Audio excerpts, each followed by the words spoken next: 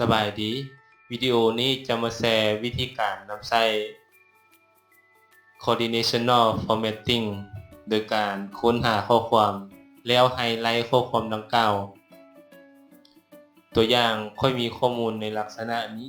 ต้องการค้นหารายการของสินค้าโดยการเสิร์ชจากห้องด้านถึงนี้เนาะให้มันค้นหาว่าตัวอย่างคำว่าเกิบนี่เราจะให้มันไฮไลท์เป็นแถบแบบนี้เราตัวอย่างถัดไปก็คือตัวอย่างค้นหาคำว่าหมวกเนาะจะสังเกตเห็นมันจะไฮไลท์ออโต้เนาะที่มีคำว่าหมวกสะกดอยู่ในประโยคดังกล่าวก่อนอื่นเราจะมานำใช้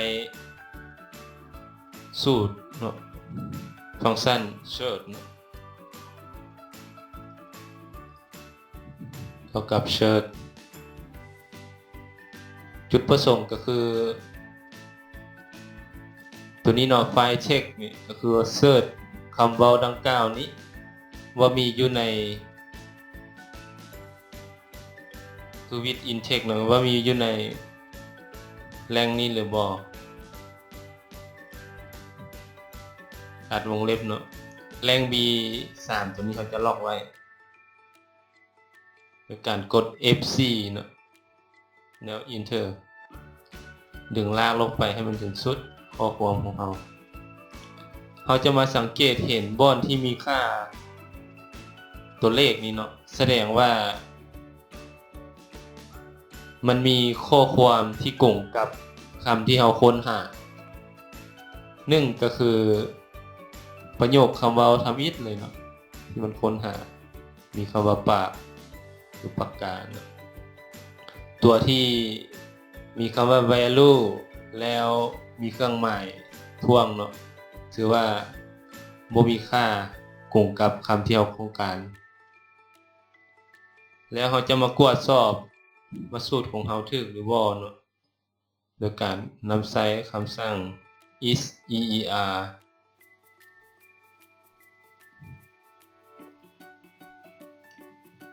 กด Enter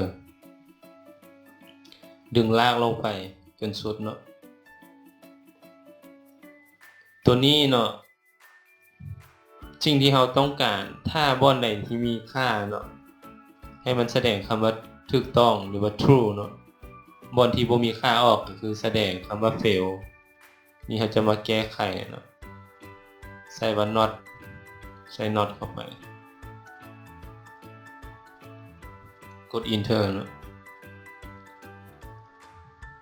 ดึงลากลงไป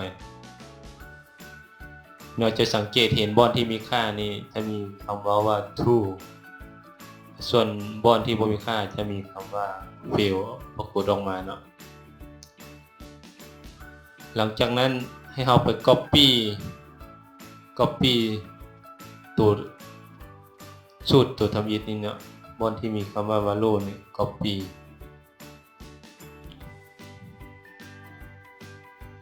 แล้วเอามาแปะใส่บอนนี้เนาะบอนทางในตัวนี้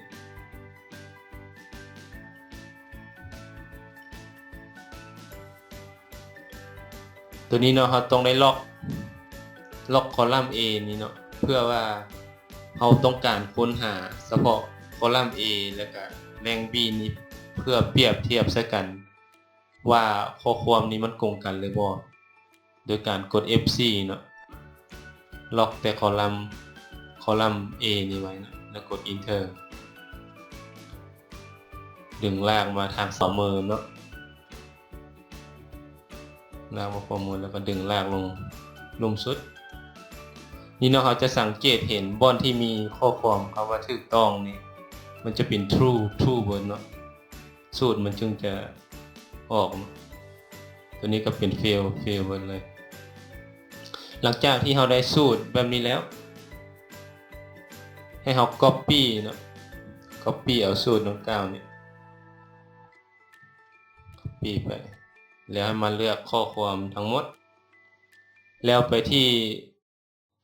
coordinational formatting เลื่อนไปที่คำว่า new rule เนาะ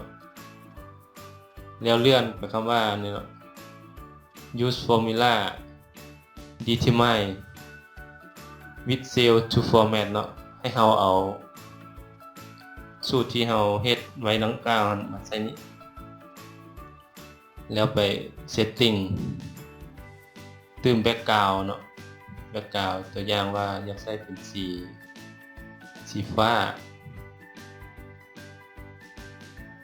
ฟอนต์ก็คือใส่เป็นสีแดงเนาะแล้วกดคำว่าโอเคไปหลังจากเรากดโอเคแล้วจะเห็นข้อความไฮไลท์ในลักษณะแบบนี้เราจะทดลองเนาะค้นหาข้อความอื่นคือตัวอย่างว่าค้นหาคำว่าหมวกจะสังเกตเห็นมันไฮไลท์ข้อความตัวที่เราต้องการมาฮอดนี้ก็ถือว่าสำเร็จเนาะสูตรหมวดนี้เราบ่ต้องการคือว่าสามารถลบทิ่มได้